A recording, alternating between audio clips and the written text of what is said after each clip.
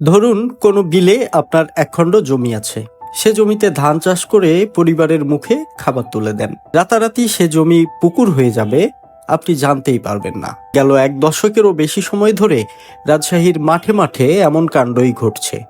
জমির মালিককে না জানিয়ে পুকুর কাটছে প্রভাবশালী মহল। চড়া দামে তারা সেই পুকুর ইজারা দিচ্ছে মাছ চাষিদের কাছে। এভাবে তারা পকেট ভরছে। তারপর জমির মালিকের হাতে ধরিয়ে দেওয়া হচ্ছে সামান্য কিছু টাকা। গতরাতে রাজশাহীর মোহনপুর উপজেলার বড় পালসা গ্রামের বিলে এমন পুকুর খননের বিরুদ্ধে রুখে দাঁড়িয়েছিলেন গ্রামবাসী। তখন ভেকু চাপা দিয়ে আহমেদ জুবায়ের নামের 23 বছরের এক তরুণকে হত্যা করা হয়েছে বলে অভিযোগ উঠেছে। আজ সকালে আমি গিয়েছিলাম সেই গ্রামে। যা দেখলাম তা এখন জানিয়ে দেব আপনাদের। এখন যেখানে আছি, আমার এই চারপাশে একটা বিল, আশপাশে কোনো পুকুর নাই, পুরোটাই ফসলি জমি। বর্ষাকালে পানিতে ডুবে থাকে আর এখন জেগে উঠেছে। এই বিলেই কিন্তু পুকুর খননের চেষ্টা শুরু হয় এবং তার জন্যই কিন্তু একটা প্রাণ চলে গেল। তো আমি হাঁটছি প্রায় 1 কিলোমিটার দূরে সেই এক্সকেভেটর যন্ত্রটি দেখতে পাবো, যেটি ক্ষুব্ধ লোকজন জুবায়েরের মৃত্যুর পর সেটি পুড়িয়ে দিয়েছেন। আসলে রাজশাহীর একটি সবচেয়ে বড় সমস্যা, অন্যতম বড় সমস্যা হলো ফসলি জমিতে পুকুর খনন। রাজশাহী শহরে প্রতিনিয়ত পুকুর ভরাট হচ্ছে, আর এই যে ফসলি মাঠ, বিল, সেখানে প্রতিনিয়ত পুকুর খনন হচ্ছে। প্রত্যক্ষদর্শীদের বর্ণনায় গ্রামবাসী পুকুর খননে বাধা দিলেও ভেকু চালক থামছিলেন না, বরং ভেকুর বাকেট ঘোরাতে থাকেন সজোরে, যাতে কেউ তার কাছে যেতে না পারে। আর তখনই ভেকুর বাকেট আঘাত করে জুবায়েরের মাথায়। পরে অবশ্য গ্রামবাসী ভেকু চালককে আটকে রাখলে পুলিশ তাকে হেফাজতে নেয়। ক্ষুব্ধ জনতা পুড়িয়ে দেন পুকুর খননকারীদের একটি মোটরসাইকেল আর ভেকু। হাতিকল নামাইছে পুকুর খোঁড়ার জন্য। এমন তো অবস্থায় আমি ও লোক কিছু বললাম যে এরকম পুকুর খুঁড়ছে, সে পুকুর তো খুঁড়তে দেওয়া যায় না, জমা জমি। এখন সবাই একত্রিত হয়ে নামে আসলাম, মাইকিং করা হলো যে সবাই নামে আসো, জমা জমি এগুলো করা যাবে না। এখন যা দেখছি, ওই আমরা সবাই যাওয়ার পরেও আপনার ওরা মেশিন অন করে রাখছে এবং ঘুরাচ্ছিল, অনেকক্ষণ ধরে ঘোরাচ্ছিল। পুকুর খুঁড়বে বলছে, উপর থেকে নির্দেশ আছে পুকুর আমি খুঁড়বো। এখন আমরা বলছি যে পুকুর খুঁড়ো না, কারণ এখানে আমাদের জমি, আর যাই দিয়েছে তাকে ডাক দেন। তো বলছে কি যে উপর থেকে নির্দেশ আছে, ডাকাডাকির কোনো প্রশ্ন আসে না এই জায়গায়।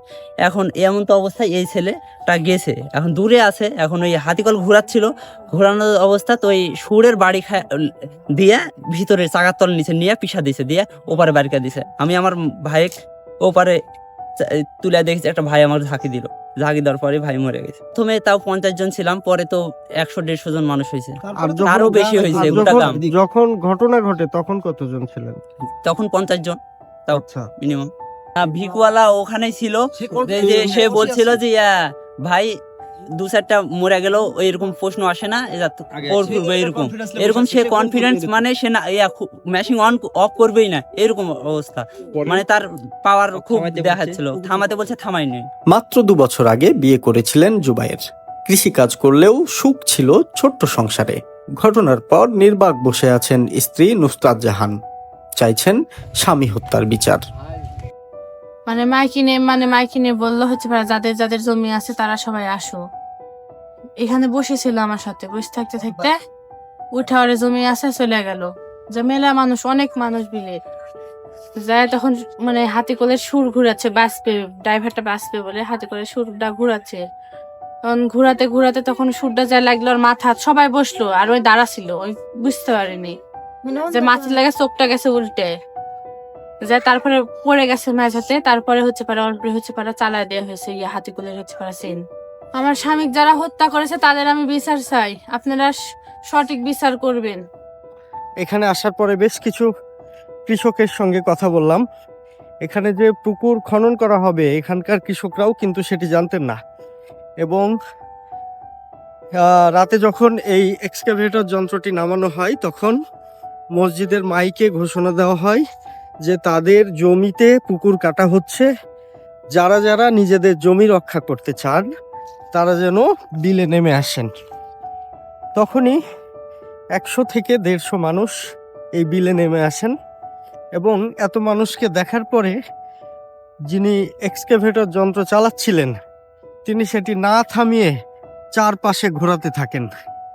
এর ফলে এক্সকাভেটরের যে সামনের অংশটি তাতে প্রথমে মাথায় ধাক্কা খান জুবায়েদ, এরপরে পড়ে গেলে স্থানীয়দের দাবি যে জুবায়েদ পড়ে যাওয়ার পরে তার শরীরের উপরে এক্সকাভেটর যন্ত্রটি তুলে দেওয়া হয় এবং এ কারণে জুবায়েরের মরদেহ মাটিতে রীতিমতো পুঁতে গিয়েছিল। এই দেখতে পাচ্ছেন পেছনে এক্সকাভেটর যন্ত্রটি আছে, যেটি ক্ষুব্ধ লোকজন রাতেই পুড়িয়ে দিয়েছেন। যেখানে পুকুর কাটছিল ওখানে পুকুর কাটলে আপনার জমি অনুমতি আমার জমি পড়বে, আমার জমি পড়তে হবে তলার ধারেতে একবারে যে ওই শুধু জানেই না, কিন্তু আপনি জানেন না। না আপনার কতখানি জমি আছে ওর মধ্যে?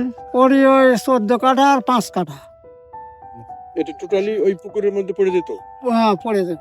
কিন্তু আপনার অনুমতি নেয়নি। না আজ সকাল থেকেই ওই বিলে আসতে থাকেন অসংখ্য মানুষ।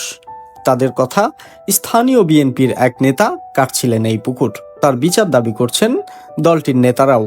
ধুরইল ইউনিয়নের সাবেক চেয়ারম্যান ও উপজেলা বিএনপির সাবেক সাংগঠনিক সম্পাদক কাজিম উদ্দিন বলছেন, দলের নাম ভাঙিয়ে এমন অপকর্ম মেনে নেওয়া যায় না।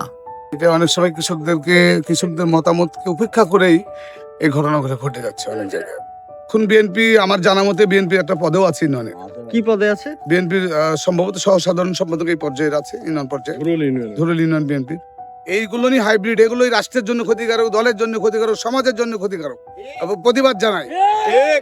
এদেরকে কারা মোবিলাইজ করতেছে, এদেরকে কারা মানে সহযোগিতা করছে, এদের কারা কোন দাদা ভাই এখানে দাদাগিরি করছে, এদেরকে এত বড় এই 100 বিঘা জমি, এখানে কোটি টাকার বিষয়, 100 বিঘা জমি 101 কোটি টাকা লাগবে এই জমিটাকে পুকুরে পরিণত করতে গেলে, এটা খনন করে করতে, তাহলে তো এরা তো লেভেলের লোক না।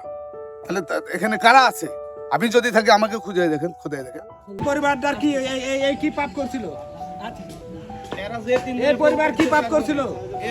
এর বাপের সম্পদ রক্ষা করতে যাওয়াই মার্ডার হয়েছে, আর আপনারা সুবিধা ভোগ করবেন। এটা আবার কেমন ধরনের কথা? নেতৃবৃন্দর গোষ্ঠী মারি, নেতৃবৃন্দ কি করবে? মানুষ মায়েরা রাজনীতি করবে, নিজের স্বার্থ হাসিল করবে, আর টাকার দরকার ছিল এই পরিবারকে বলতে। ঘটনাস্থলে এসেছিলেন ইউনিয়ন বিএনপির সভাপতি ইলিয়াস হোসেনও। তিনি বলছেন, এ ঘটনায় তিনি জড়িত থাকলে যেন তার বিরুদ্ধেও ব্যবস্থা নেওয়া হয়। দলের হোক বা যেই হোক না কেন, দুষ্কৃতিকারী তো দুষ্কৃতিকারী, সে যেই হোক। আমার কথা হচ্ছে যে আমি দলের পক্ষ থেকে আমার যেটা সাংগঠনিক যেটা করার শাস্তির বিধান আছে, আমি আমার জায়গা থেকে আমি সেটা যে বা যারাই না জড়িত আছে আমি তাদের জন্য প্রয়োজনীয় ব্যবস্থা নিব। আমি ইলিয়াসও যদি জড়িত থাকে সেটা বা নেপথ্যে বাইরে যেভাবেই হোক না কেন, প্রত্যক্ষ পরোক্ষ, আমি ইলিয়াসও যেন আমি এইটার সাজার আওতায় আসি। এটাকে দেশকে একটা মনে করেন যে ইয়েতে তুলে দিতে হচ্ছে, এটা প্রতিকার হওয়া উচিত। বিকেলে কথা বলেছিলাম মোহনপুর থানার ওসির সঙ্গে। তিনি আমাকে জানিয়েছিলেন, এ ঘটনায় থানায় হত্যা মামলা দায়েরের প্রস্তুতি চলছে। বন্ধুরা, আপনারা দেখলেন এতক্ষণ যে এই বিলে কিরকম আসলে ফসলি জমিতে অবৈধভাবে পুকুর খনন করতে গিয়ে একটা তরতাজা প্রাণ ঝরে গেল এবং এলাকাবাসীর অভিযোগ যে তিনি হত্যাকাণ্ডের শিকার হয়েছেন। এই ঘটনায় তারা বিচার দাবি করছেন এবং অভিযুক্ত ব্যক্তিদের শাস্তি দাবি করছেন। অভিযুক্ত ব্যক্তিদের একজন একটি রাজনৈতিক দলের নেতা, সেই দলের নেতারাও এখানে এসেছিলেন। তারা বললেন যে এই ঘটনায় তারা যথাযথ সাংগঠনিক ব্যবস্থা নেবেন। এখন দেখার বিষয় এই ব্যাপারে প্রশাসন এবং দলের পক্ষ থেকে কি ব্যবস্থা নেওয়া হচ্ছে। এতক্ষণ আমার সঙ্গে থাকার জন্য আপনাদের ধন্যবাদ।